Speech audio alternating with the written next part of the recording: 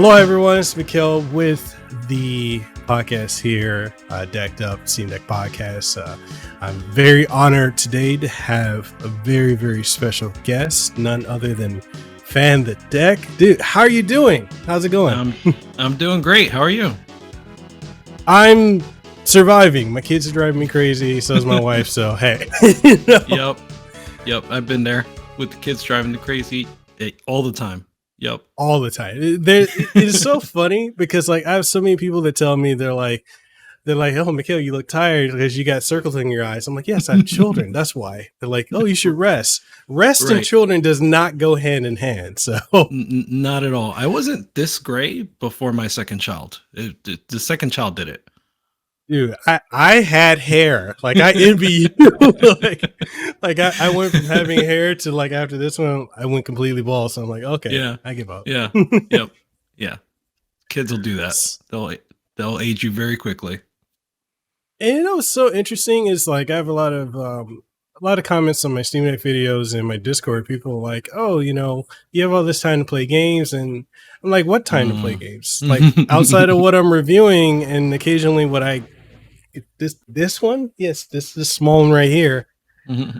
I probably get like maybe an hour or 2 hours to myself every day. But it's like beyond that, it's like no. An hour or two, 1 to 2 hours sounds right. Like I usually play around. I was just on with Nerdness and we were talking about this. I usually play like before bed, I would say. Yeah, and that's about what I get. Maybe an hour or 2 hours on the weekend. Sure, a little bit more. But that's how I play my game. So it takes me, a good week and a half to beat a 10-hour game easily. I'm right there with you. So for me, I think the time I can play something is usually 10 o'clock at night to maybe 12 or 1 o'clock in the morning. And like I had to catch myself because I can get really into the game. So one of the games I've been getting really into lately has been Triangle Strategy since the PC port. And I'll get really into that and I'll look up and it's like 1:30. I'm like, crap. Okay, I need to stop. Because I'm like, my kids are going to be up at 5:30 because I don't know why. They just get up 5:30. Yeah. And I'm like, all right. So I need to at least get a little bit of sleep. But then this one, she likes to get up all throughout the night because she's always looking for me. I'm like, oh, okay. Right. I'm over here. Just turn over. Anyway. Right. So how far are you into Triangle Strategy?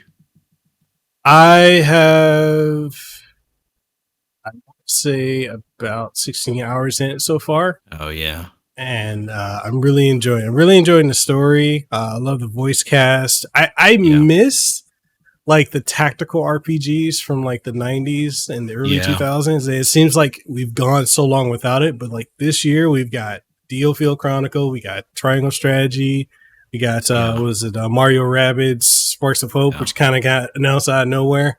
And then the other one, like I'm actually working on a review for this because it's coming out within the next 2 or 3 weeks, but Tactics Reborn. Tactics Reborn. Oh, that's right. Yeah. That game's amazing. And hopefully we get an actual new game instead of another remake. I think this is the third remake second remake of the first Super Nintendo game. Yeah. And then this one is just like the PSP port, but yeah. Because this one is the one that what's the subtitle for it on PSP? Like LUCT? Something Let's Cling Together or something. Yeah. That's it. Yeah. So that's what this is. This is the PSP one kind of remade for modern. Yeah. Okay. And then they changed some of the art style around, and then other than that, it's pretty much the same game. But a phenomenal tactical strategy game. If you guys haven't played it, I would definitely say try it out. Tactics Ogre is phenomenal. Beautiful. Yeah, DioField Chronicle is the one that I want to play. I played the demo. I played that for, I don't know how long the demo is, but I want to say I played it for like 1 or 2 hours. Felt like Valkyria Chronicles to me. I don't know if that's the right kind of touchstone, but that's what it felt like to me. And it's kind of interesting because I think I talked to Steam Deck HQ. They were asking me how it was because they were saying like they saw a lot of negative feedback for that game. And I'm like, yeah, there's a lot of negative feedback for it, but you know, I played it and beat it, and to me, it's really good. I feel like it's kind of an amalgamation of like Final Fantasy Tactics and in a bit like a little like Command and Conquer, kind of like StarCraft, because it's the real time. Yeah. And I think a lot of people, because it's been so long since we've had anything that's like real time, that a lot of people may not be familiar with that style of strategy RPG, but it's really good. The voice act it's kind of easy. I will say that. Okay. That's good to know. But, you know, for a good 20, 30 hours, it's really good. And it ends on a bit of a cliffhanger. I ain't gonna spoil anything, but I hope they continue that series. Yeah. All right. Well, that's one for me to pick up. I haven't bought it yet. I just, you know, like you said, don't have the time, but that's what I want to dig into. So what are some games that you're currently playing? Yeah. So I am into Cultic right now. Mm-hmm. So Cultic right now, the release that they did, a lot of these like retro shooters, they take a while to fully release. They'll do like an early access or something like that, and it'll be in early access for a year, 2 years. But the way they did Cultic is that they did the release for the first chapter. So you can buy it's more episodic, right? You can buy the first chapter for $10. And it reminds me a lot of Blood, the build engine shooter around the time of Duke Nukem, just a year or two after. Yeah. It's so good, and it has this like atmosphere of trying to infiltrate a cult and trying to figure out what's going on, and yeah, it's really cool. I like that one. And then the one that I just finished a little bit ago was Hack. It's a 2D Metroidvania. Oh, I heard about them. Yeah, it's good. It surprised me. So they have really good like movement mechanics with like the innate way dash at some point.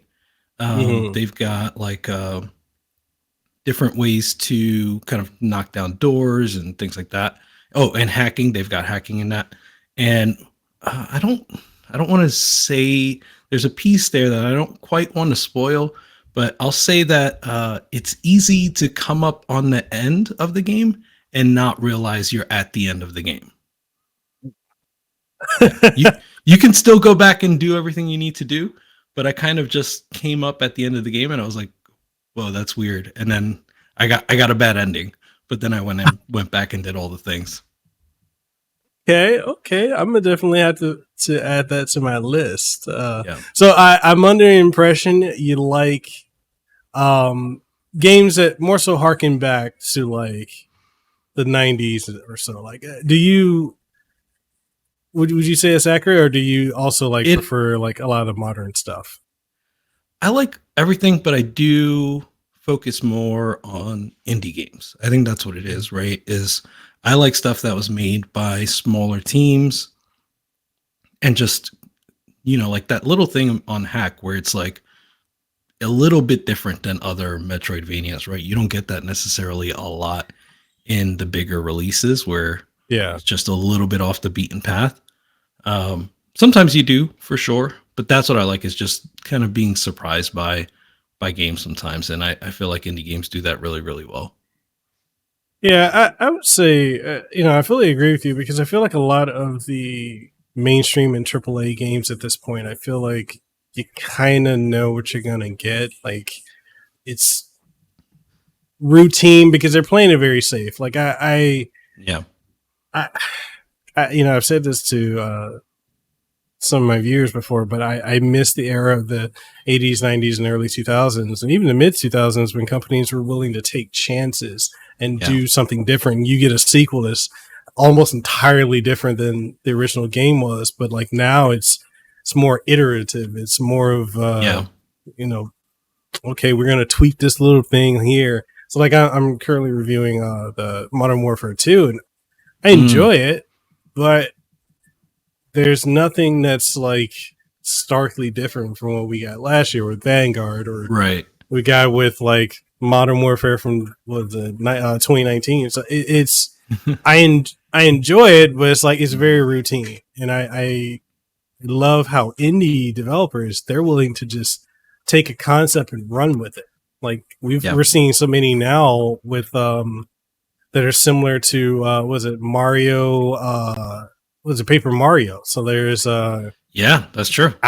Outward Bound Ghost, and there's another one coming up that's in the same art style, and they're willing to innovate, you know, Yep. in ways that AAA companies are not. I mean, we're seeing even with God of War Ragnarok, people are saying, "Oh yeah, this is a PlayStation 4 game. Oh, this is clearly an Yeah. upgrade to was it The 2018's God of War." 2018. Hmm. It's not anything majorly different, and I'm like, I I wish companies would take more chances, but I get it. Yeah. I get why they don't. Yeah.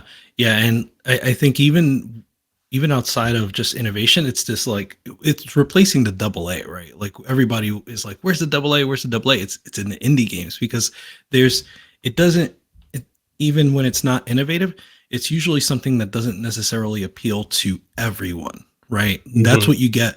And I love God of War and I'm looking forward to God of War Ragnarok, but what you get with a game like that is it's something that's going to appeal to like every single person.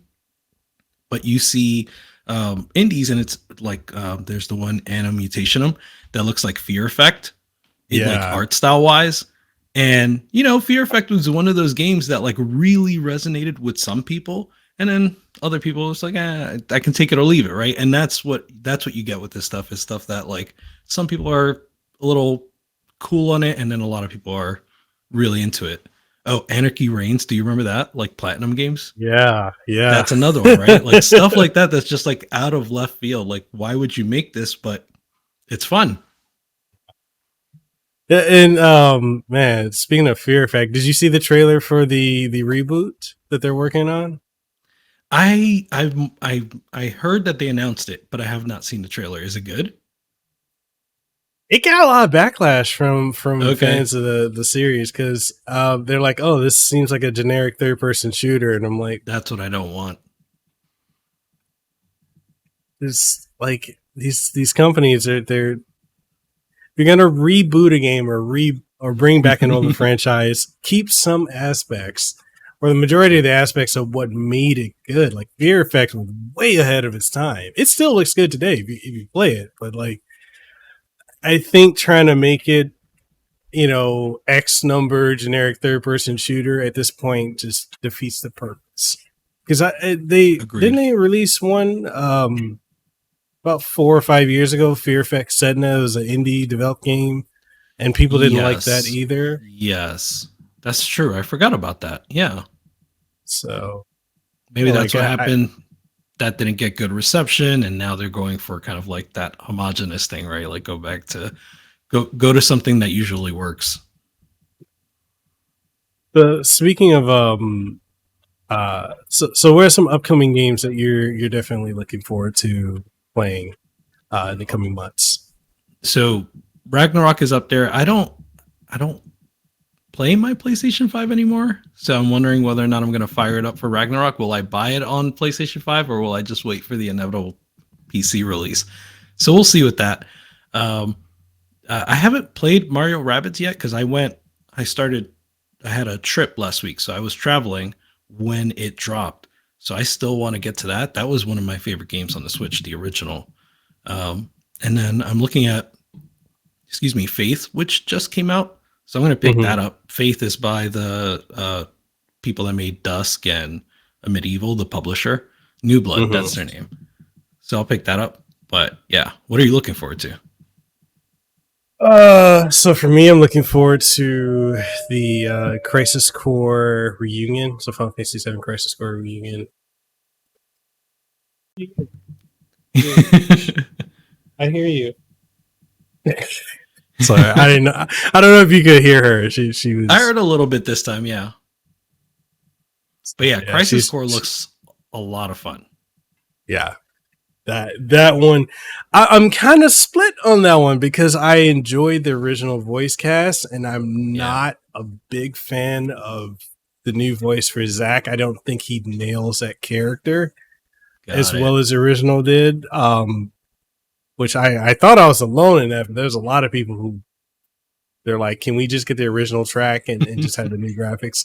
Like, yes, that's what I want. But That's yeah, funny. so So Crisis Core. I'm also looking forward to Sonic Frontiers. I'm a little salty about that because okay, so let's talk story. Let's talk Yeah. story. I don't care if I upset Sega with this. So I've worked with Sega reviewing their games since 2015, and so like almost every major game that they've released, I've covered. And for Sonic Frontiers, they had an event that they flown creators and press from all over the world to this event. Do you know what this event was? Mm-mm. What was it? It was out here in Hawaii. No way. Yeah. It was this past weekend. I didn't get an invite.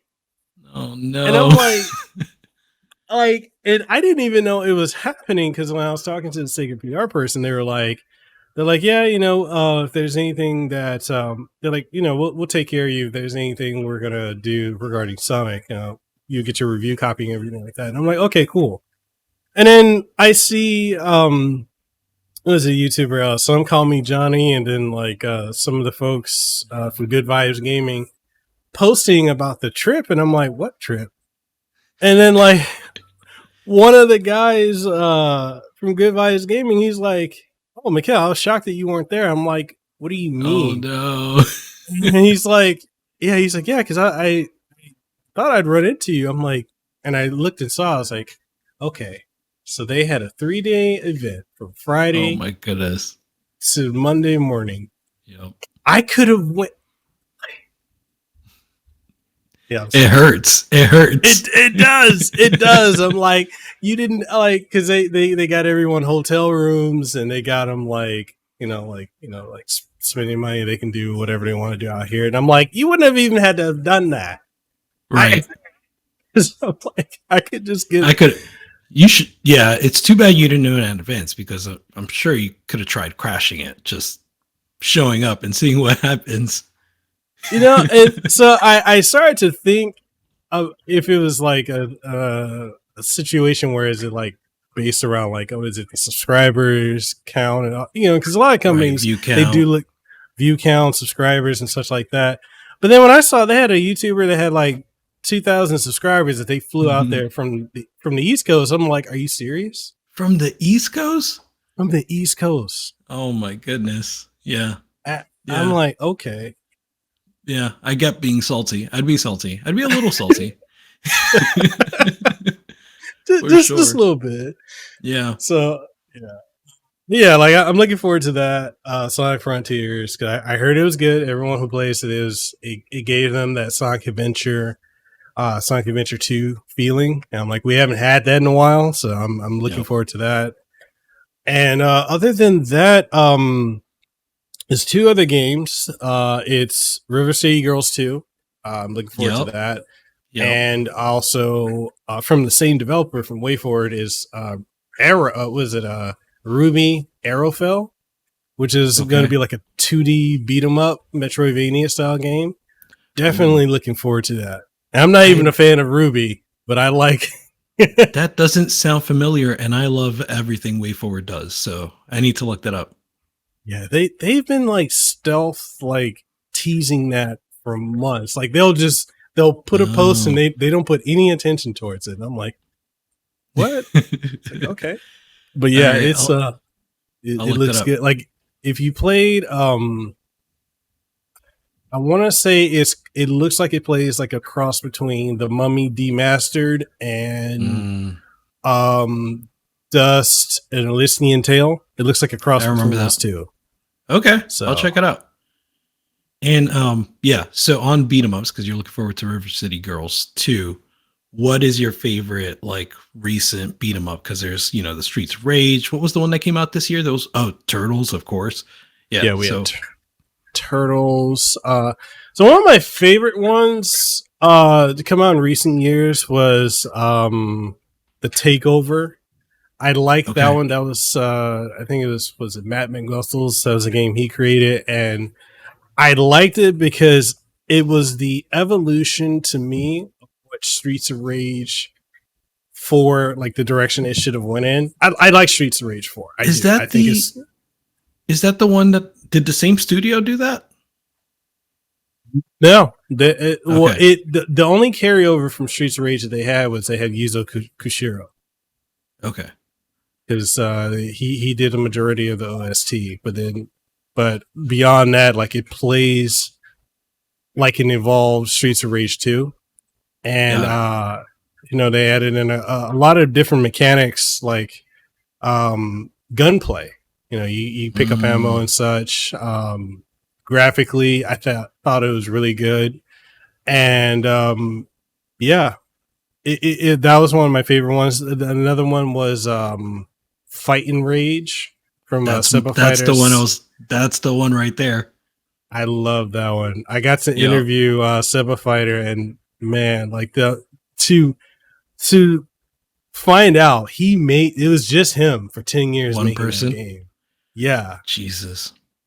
And like he never thought he'd get the opportunity to put it to consoles, and then he got approached by I forget the name of the studio, and they were willing to do all the lifting to get it on the consoles. I was like, man, that game is phenomenal, and it's always on sale, and a lot of people don't play it. I'm like, you should play that game. It's so good.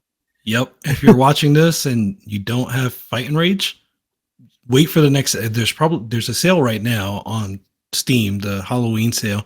It's probably on sale right now. So yeah, look it up, buy it. Highly recommend it.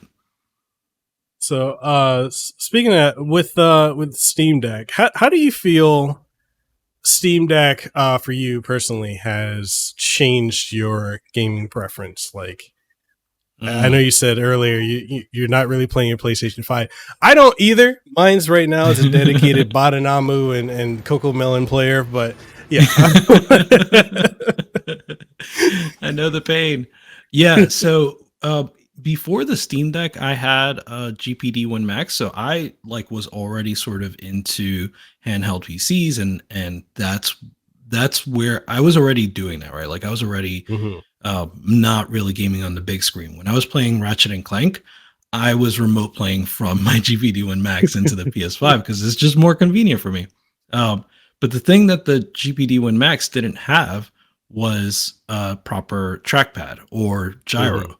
So the fact that I can play shooters now on a handheld PC has changed everything. Like it's not that it's my favorite genre. It's just a genre that I've had to neglect the most before the Steam Deck that I really love. So I've jumped into that heavy. I do hot swapping with SD cards. I don't mind. I have like an emulation card. I have like a AAA card. The AAA card I use a lot for like my benchmarking and stuff like that when I'm making that sort of video. But then I have a boomer shooter card. So I have stuff like Forgive Me Father, Dusk, Cultic, all that stuff is on there. So that I would say that's a big factor in how I'm playing now and just using Steam input a lot more. Okay. Yeah, and just you see a lot of the comparisons of the Steam Deck and the Switch. Do you feel that they're competing? I feel like they are and they aren't. They're not really going after the same demographic. Right. Competing, no. I just made a video, right, where we're talking about RGT made a video saying that every Switch owner needs a Steam Deck. And his main point is that if you have the Switch and you like the Switch, you're going to like the Steam Deck. And I agree with that. I think there's a lot of like jumping points to compare the Switch and a Steam Deck. The fact that they're hybrid, right? They're both portable and dockable. That alone is reason to compare the two and reason to kind of see that in my mind, that the Steam Deck exists in part due to the Switch. So, and I don't think they have to compete. I sort of analyzed the sales that the Steam Deck has at like 1 million. We found out that they passed 1 million units, and I compared that to other stuff based on either proxy data that we have or actual data that we have. And it seems like they are doing as well as like the Vita was doing or the Dreamcast was doing. And those were like failures, quote unquote, right, of a console. Yeah. But also Steam Deck doesn't have they're dealing with supply issues. They're only out in 4 regions. They're not a console, so or in that way, right? So I think a million sales compared to that is great. And then you compare it to any like graphics card, and it looks like by the time the Steam Deck is done selling, by the life cycle's done, it'll have outsold like any given RTX card, whether it's the RTX 3080, 4080, 2070, not to mention the like Radeon cards. It's going to outsell that easily. Yeah. Yeah. And that's because we were talking about that RGT 85 video, and it's very and I agree with a lot of points he was making in the video, and I definitely agree with you. Like by the time this life cycle is done, it's going to outsell all the RTX cards, hands down. Yeah. The funny thing is, like when I see the narrative people try to push about, it's a Switch killer and Switch games run better on it. I'm wondering, have you tried to emulate some Switch games? Yeah. Like, yeah, I've had comments, usually replying to other comments where it's like, you haven't tried tweaking it. If you tried tweaking it, you would know that actually it runs great and runs better than it does on the Switch. And I'm like, no, I wouldn't say that it does. There are the indie games which I support, like playing those, right? Like, what was it? Crash Team Racing, not indie, but Crash Team Racing doesn't exist on PC. Emulate that bad boy. It doesn't have to. Yeah, it doesn't just have to be the Nintendo exclusives, the Nintendo published games. But at the same time, some of those games are not going to work, like Cruisin'. Cruisin' doesn't work for me on either Yuzu or Ryujinx. And then there are other games that are just not going to run as well. You still play, I don't know, Mario and Rabbids, the latest one, or the Kirby game from last year or earlier this year, whatever it was. Either way, it doesn't necessarily. It was this year. It was this year. It kind of came and went. That's true. But yeah, Kirby still doesn't run 100%. So yeah. And yeah, so it's the few games I've gotten to like really run decent on it. I would say like Live Alive, which struggled for a bit until like a recent update for the Yuzu emulator, but like that runs pretty okay. Metroid Dread runs really good. Really, really good. I'm shocked. So I was like, okay, let me just put all my Metroid games on my Steam Deck. Even the AM2R, I got that on there. Prime Hacks, if you haven't tried Prime Hacks, you want to try Metroid Prime Trilogy, best way to play it, other than keyboard and mouse. The only one I have trouble trying to run is Metroid Other M, but I mean that game's anyway. Excuse me. I haven't tried running it on Steam Deck now that you mention it. But yeah, that I'll have to try it. I feel like it had issues just early on in the Wii emulator, Dolphin. It's had issues for some time.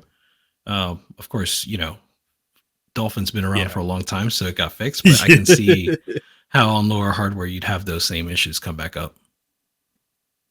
And generally, like I try to tell people when it comes to emulating on the Steam Deck, like I mean, for the most part, anything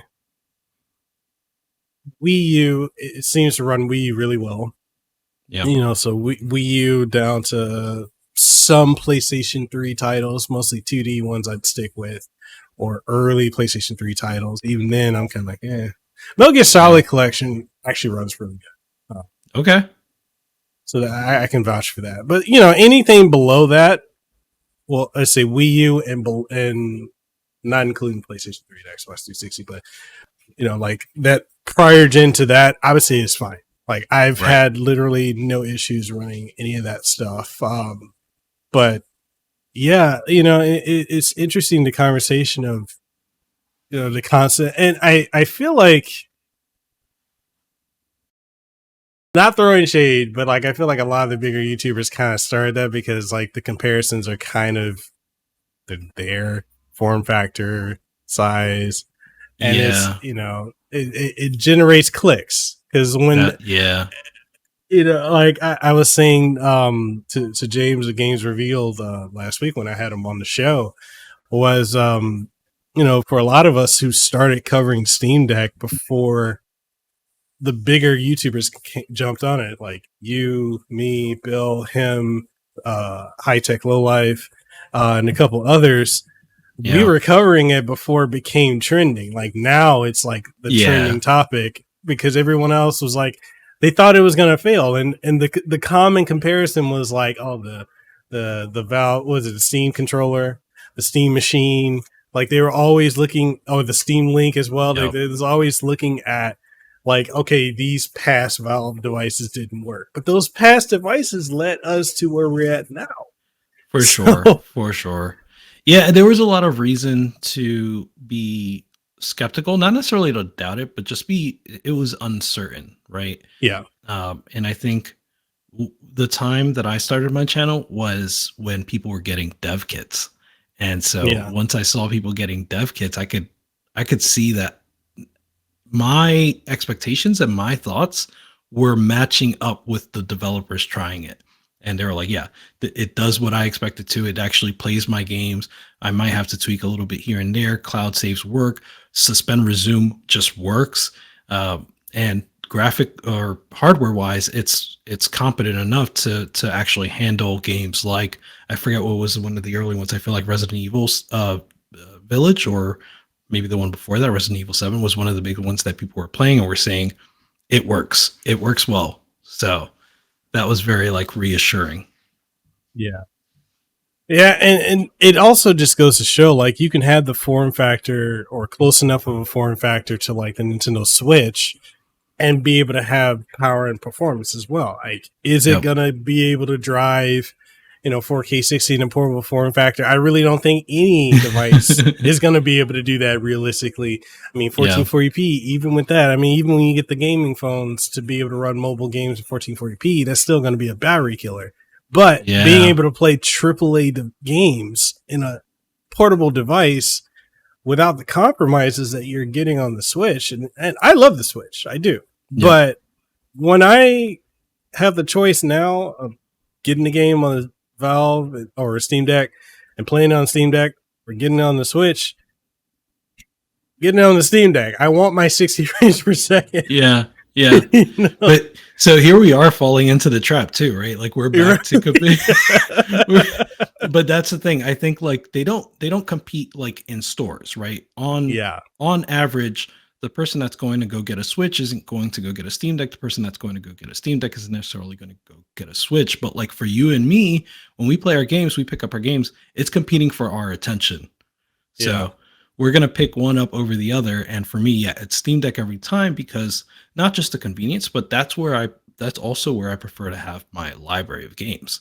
So I have my indie games, and, just in terms of backwards and forwards compatibility, depending on what we're talking about, I like to know that the game I have now is going to be playable on hardware that I'm going to own 5 years from now.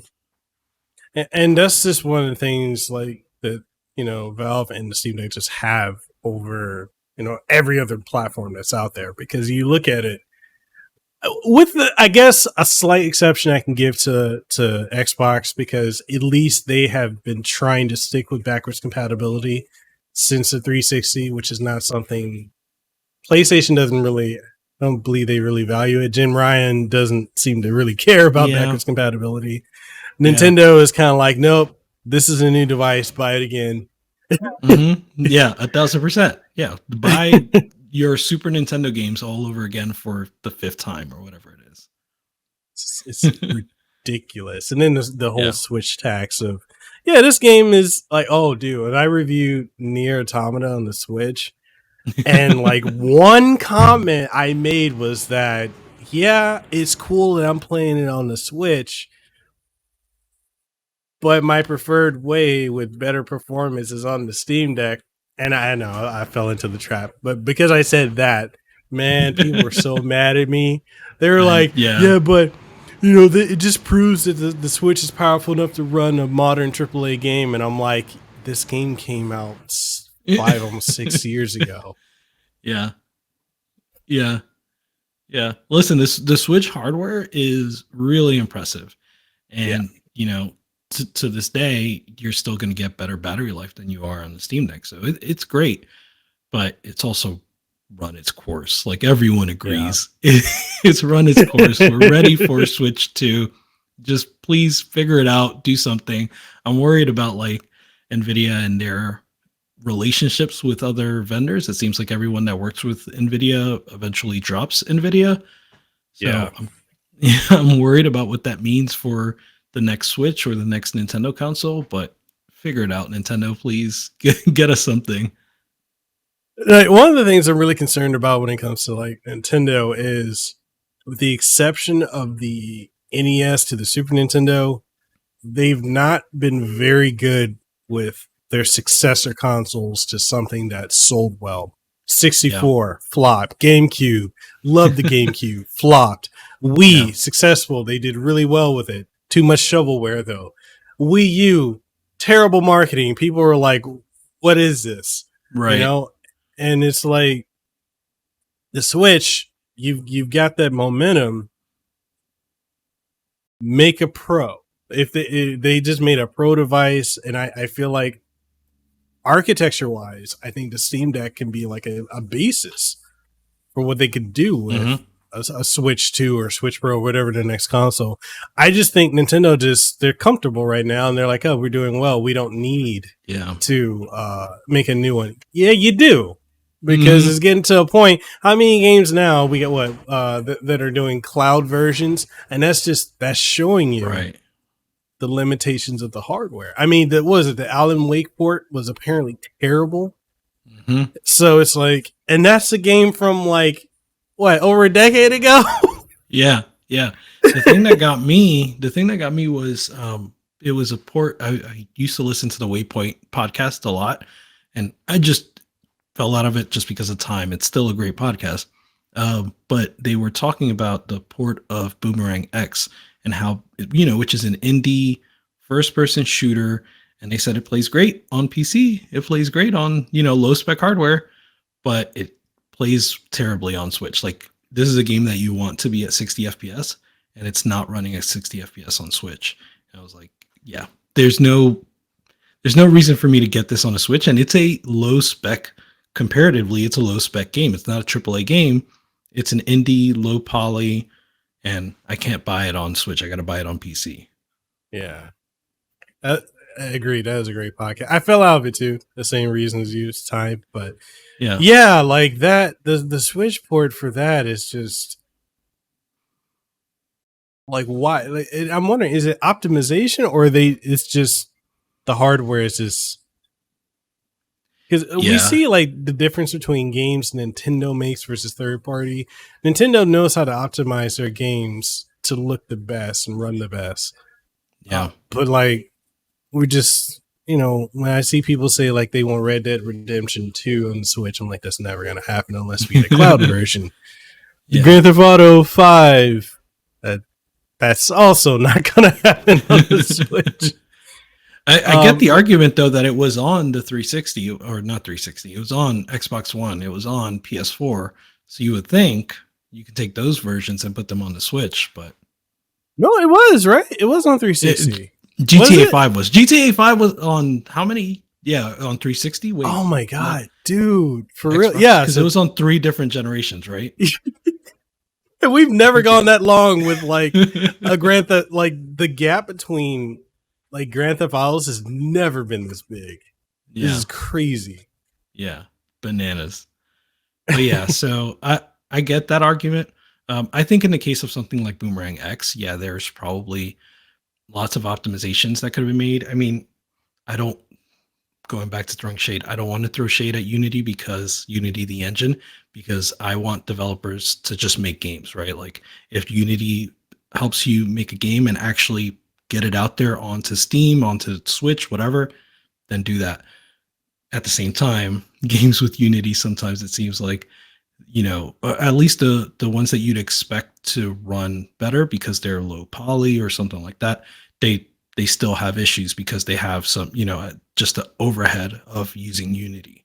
So I think Boomerang used Unity, Boomerang X, And Cultic has a similar issue where Cultic, I think it was in the second map. Hopefully they fixed this by now. But in the second map, I get down to 40 FPS on the Steam Deck. It's this wide, yeah, I know, right?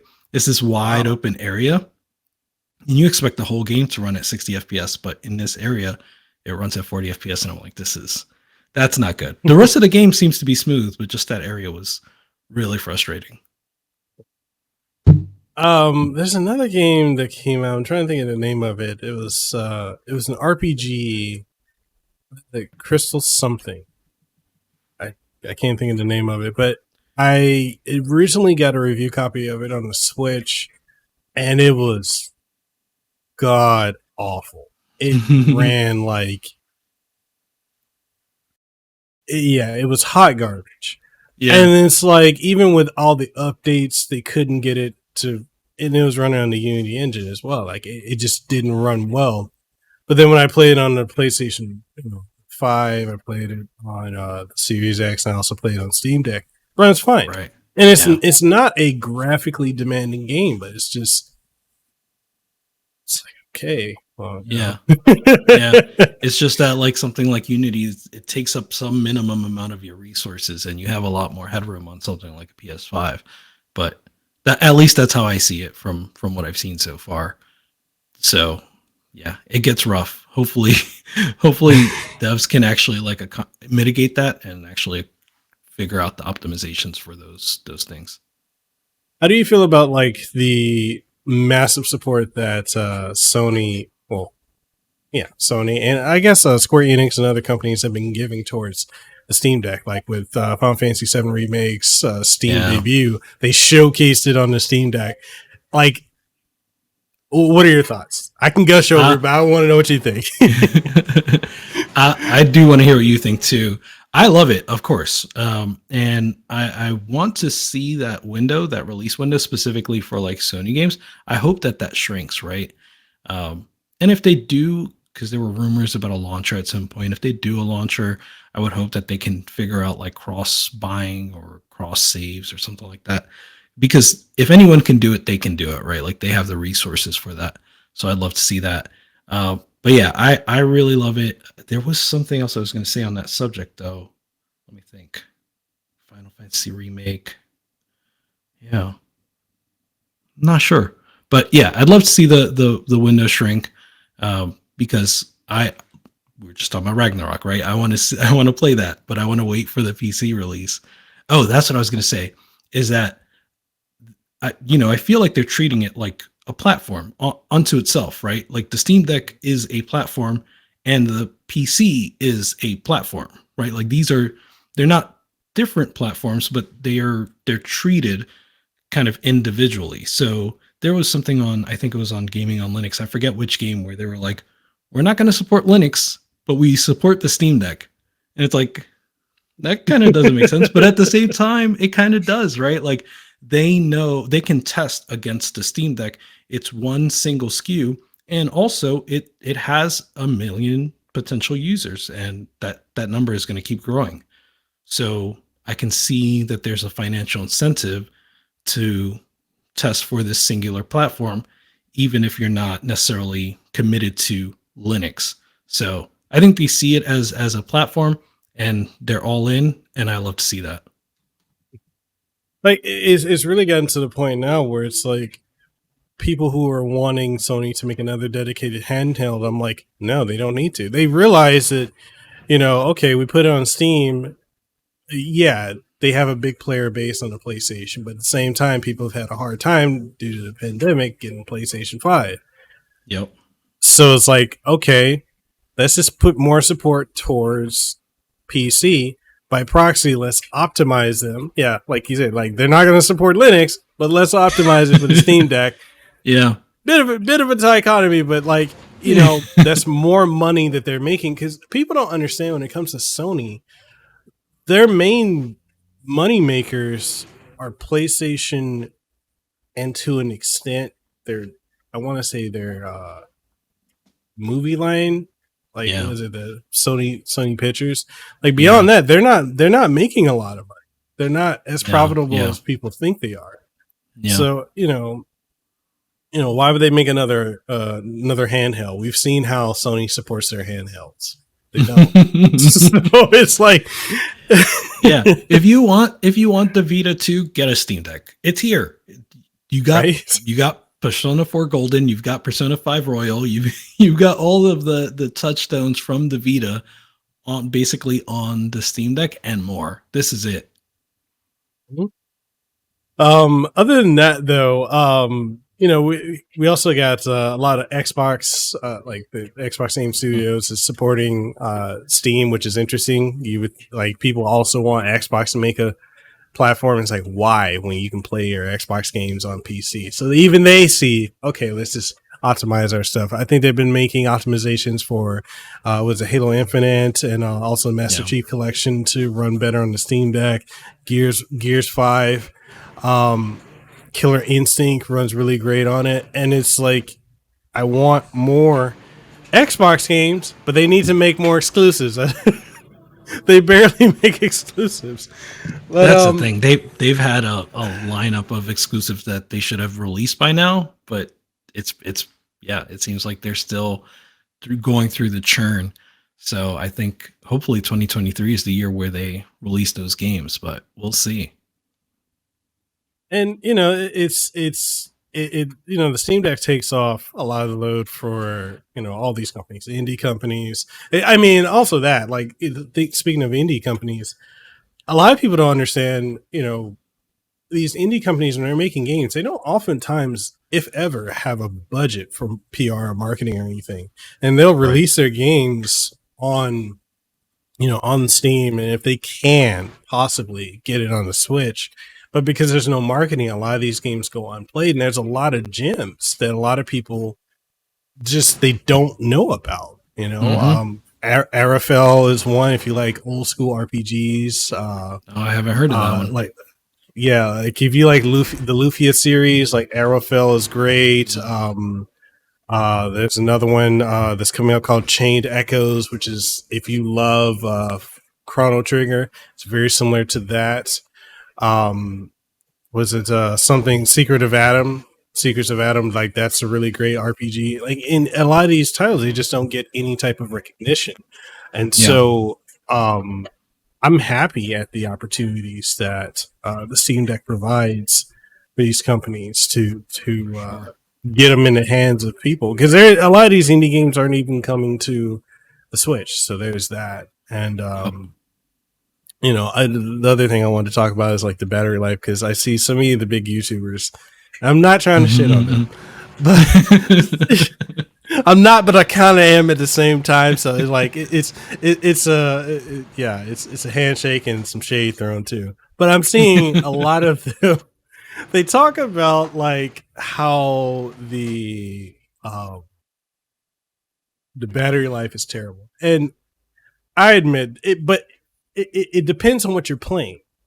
And like, I see a lot of them, they do these videos, and you don't see them ever talk about TDP settings or tinkering, because they're not doing any of that. And I understand it's probably beyond what they know. But of course, if you're going to play a AAA game, especially like Elden Ring or something, of course that's going to burn out your battery a lot quicker. Right. But if you're playing an indie game or a AA game, or like a game from like maybe a generation or two ago, you're gonna get 3 to 4, maybe 5 hours. It really depends. Sure. But I feel like with them not saying that, I get a lot in my comments that people are saying like, "Oh, the battery life is terrible." And I'm like, "Well, what are you doing with it?" And so that, because that conversation is not being had on the massive platforms, a lot of the general public opinion is this is what it is, when it's like that's not. Yeah it's a lot of perspective, right? So for me, I could never play God of War in my hands before, so the fact that I could play it for an hour, and obviously can get 1.5 2 hours easy, but let's just use an hour as a baseline. The fact that I can play it for an hour is huge. I couldn't play it at all before in my hands, so now I can play it for an hour natively. I'm not remote playing. I don't need an internet connection. I'm playing it natively for an hour. So that's the perspective that I'm coming from. But I'm also someone that I'm not traveling very often. I don't take, I don't happen to take public transit because I work remotely, that sort of thing. So Mhm. I'm playing at home. I'm playing on my couch. I'm playing on my bed. Not a big deal if I need to plug in. I'm also playing like an hour at a time. We both have kids, so so that's how it goes. But I do get it too if you're someone that either flies a lot or takes public transit a lot or is just, somewhere where you're waiting for a while outside and not necessarily near or don't want to plug in. So I get, maybe you want the 3 to 4 hours on the bigger releases, or you want the like 8 hours on the dead cells or something like that. So I get it. It's just that's not how I play. So it doesn't come into my picture. Yeah.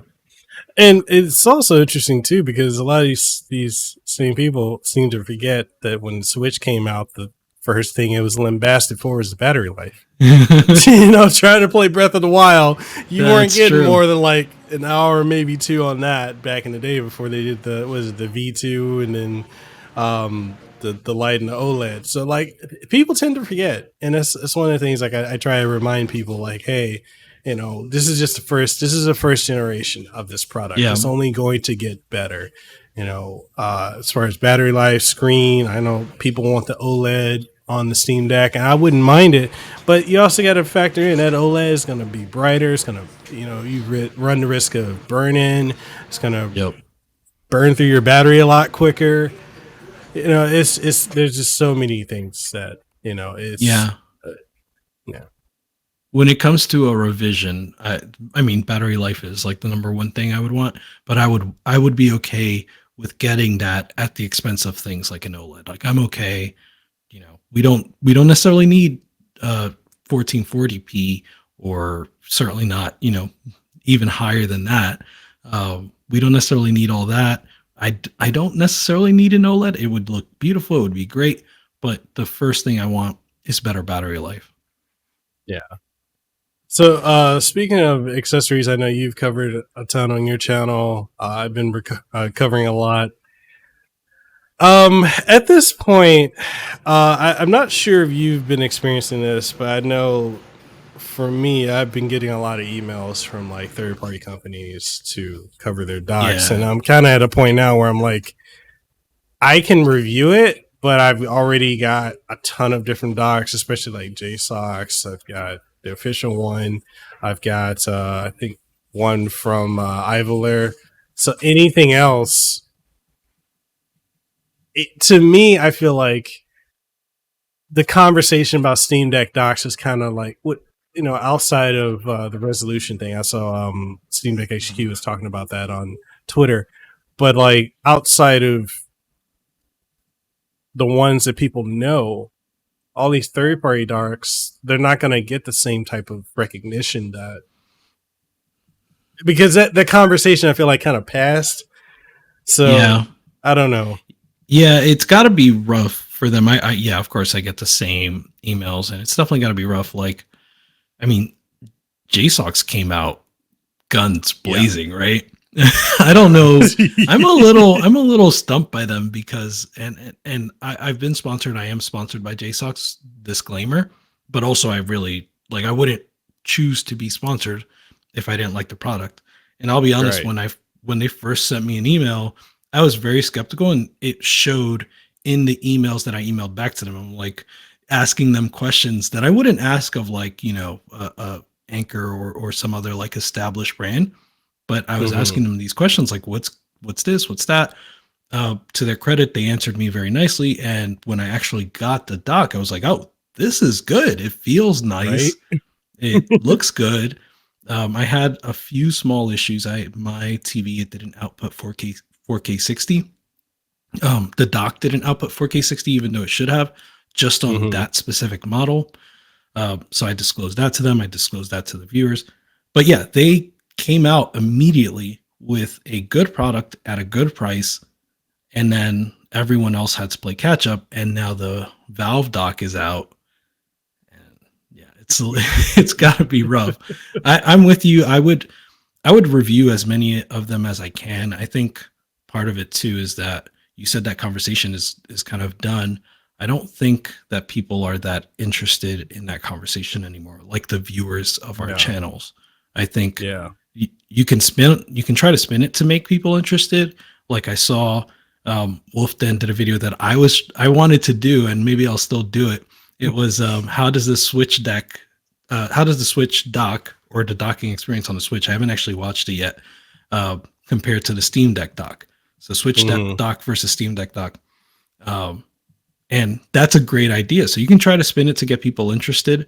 But mostly if you're just kind of no nonsense, I don't think people are that interested in the dock conversation anymore. They either have one or they know what they're going to get.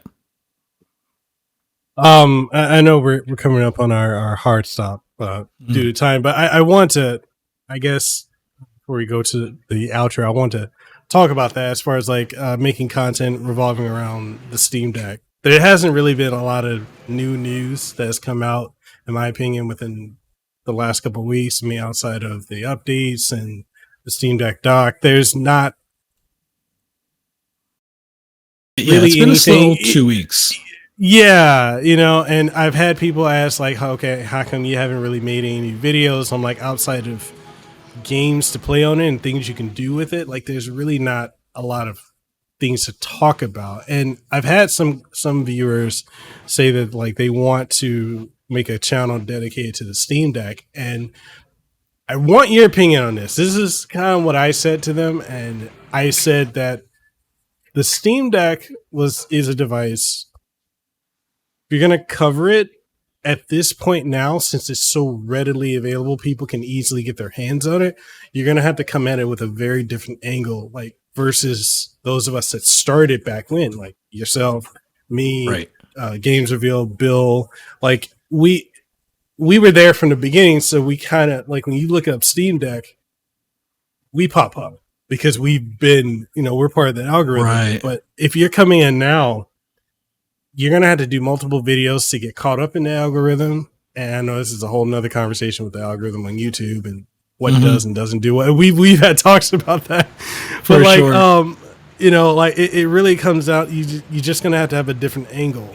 And, you know, I don't know, like, I think it would be harder if someone wants to make a dedicated channel now, especially if you got to be consistent. That's the other thing. Yeah. Yeah. Yeah. So you're asking sort of like from the perspective of potential content creators, should they do it? Should they, or what should they do if they're thinking about doing it? Is that what you're asking? Yeah. Yeah. So certainly make videos that you want to make, right? So that's first and foremost. So if you want to make Steam Deck videos and you just can't get that like monkey off your tail, if that's just what you're interested in, then you just do it, try it out. But you're right, Mikhail, that there's a lot of people in the Steam Deck YouTube content create a lot. And I was lucky that I started making videos it was September of last year, I want to say. I thought it was too early. And people I spoke to thought it was too early to make those videos, right? To start making Steam Deck videos. They also thought, don't make a Steam Deck channel, make something else so that you have room to grow. And maybe they were right, but also I think that right now in the YouTube world, because there are so many people, you have to like niche down as much as you can, at least to start.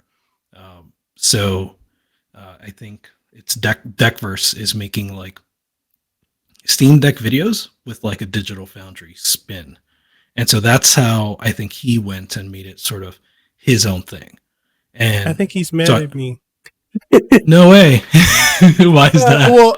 Well, because like I think because he followed me. Well, no, I followed him, and I do have a few more minutes, by the way, so we can go. Oh yeah. Okay, so yeah, I followed him because I was following several Steam Deck creators, and then I don't know, like Twitter tends to unfollow me from people. I guess if I'm not interacting with them. So occasionally I've had people I get unfollowed from, and then I got a DM from him, and he's like, "Oh, what happened?" He's like, "You unfollowed me." I was like, "I did?" Like I didn't know, and I was like, "Yo, it's not anything personal." But I was like, Yeah. wait, were you following me? Yeah, he wasn't following me, but I That's refollowed him. I refollowed him, but like, you know, like he doesn't talk to me anymore. I'm like, dude, it was not anything personal. Like I didn't even yeah. know because. But anyway, Yeah. YouTube does that too, right? Like it's yeah, like you said, it's based on the engagement. So I've had people tell me like, "Hey, are you still making videos?" And I'm like, that means you haven't been clicking my videos."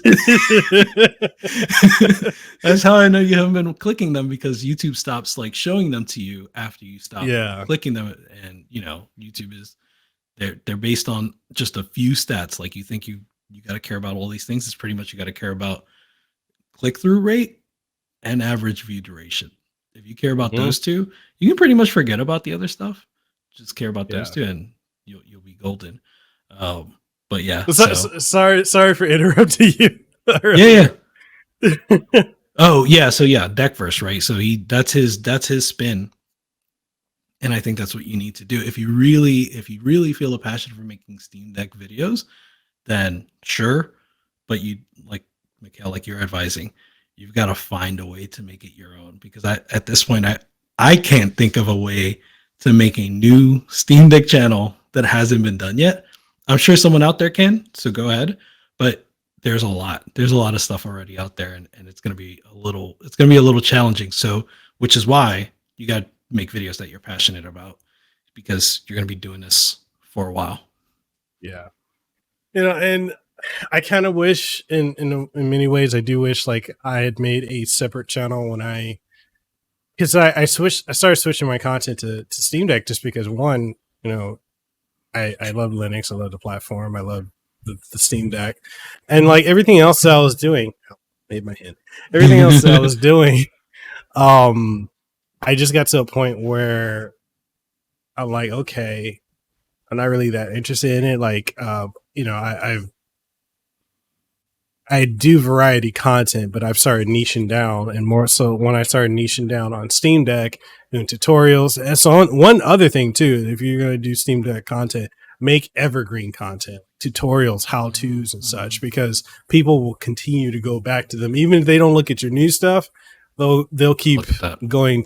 Yeah. So like, I started doing that. I started having fun with that. Reviewing Steam Deck accessories. There are times when I'll review something else, like if I review like a Switch product or Switch game, or I review a game, just PlayStation or whatever, and they don't do as well as if I did something specifically dedicated to the Steam Deck. And it's because my audience now, they don't care about that.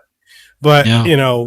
For me, the reason I still cover other stuff is one, I've got a lot of obligations to maintain. Okay, I got this game code. I got to do this video, but I'm also shifting to where, okay, I want to review this game on Steam Deck as opposed to PlayStation, which is just, like I said, the Badanamu and the Coco Belly Yeah. player. Yeah. And also like how it fits into my life, and how, as a parent with little monster running around, yes, you, like how it fits into my life. But yeah, you've got to have an angle, because if I had made a separate channel, I think it would have been better, because I think it would have gone further than what it was. I think before I focused in on Steam Deck content, I was at about 7,000 or so subscribers, and now I'm at 15, going on 16,000. But Amazing. it should have been me making a whole separate channel for that.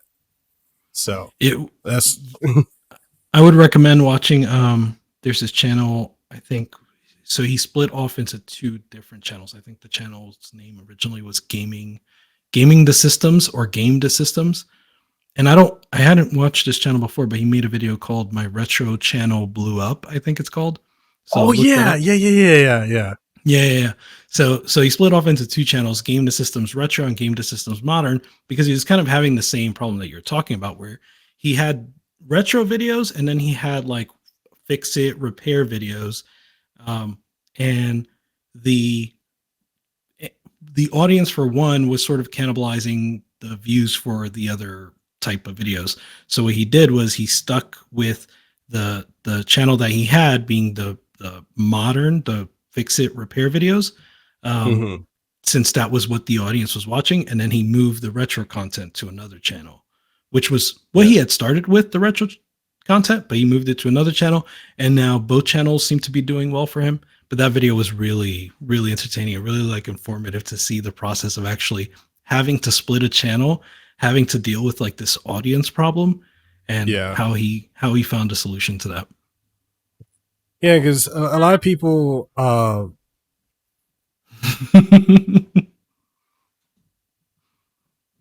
just, oh my god. Yes, she's putting you on the timer too. She is. Yeah, when you make content, you really do have to get to a point where you niche down. I understand there's that desire to want to like experiment and do everything. You should find out what you want to do, but then when you start seeing, when you start seeing like like that something gain traction, it's like an intersection, right? There's the stuff that you like doing, the stuff that you like making, and the stuff that people are watching that enjoy what you make, right? Yeah. So you have to find the intersection of those two circles and stick to that. Yeah. All right. So right before we go, anything you want to leave the audience with or promote or anything? I'm Fan2Deck. I'm Richard at Fan2Deck. So you can find me at youtube.com/@Fan2Deck with the new fancy YouTube handles. I'm on Twitter at Fan2Deck. So yeah, I make Steam Deck videos every week and it's awesome. I love Steam Deck. So go ahead and check it out. Awesome. And again, it's an honor having you on the show. Definitely would love to have you back on. Absolutely. This was fun. Say something? No? she does. She wants to be heard. But yeah, I'd definitely love to have you back on the show. Honor having you on. And I'll probably be in my normal setup because I wanted to do this one live with my audience because they're really, really excited to see this. But my wife had to work today. She had to go into the office. So I was like, okay, well, all right, let's do this. Do the recording. So yeah. So but yeah, let's definitely good. Let me know if you do like a premiere. If I can time it so that I can be in the chat, I will do that. Okay, cool. Definitely will. And all that being said, you guys can catch this episode and many other episodes of Decked Up a Steam Deck podcast on all major podcasting outlets. We just got on Amazon Music, which is interesting to have podcasts there. But yeah, we're there, so check us out there. Spotify, TuneIn Radio, iHeartRadio, Pandora, and all the likes. And with that being said, we're signing out. And stay safe. Get your Steam Decks and deck them. Have fun. All right. Peace.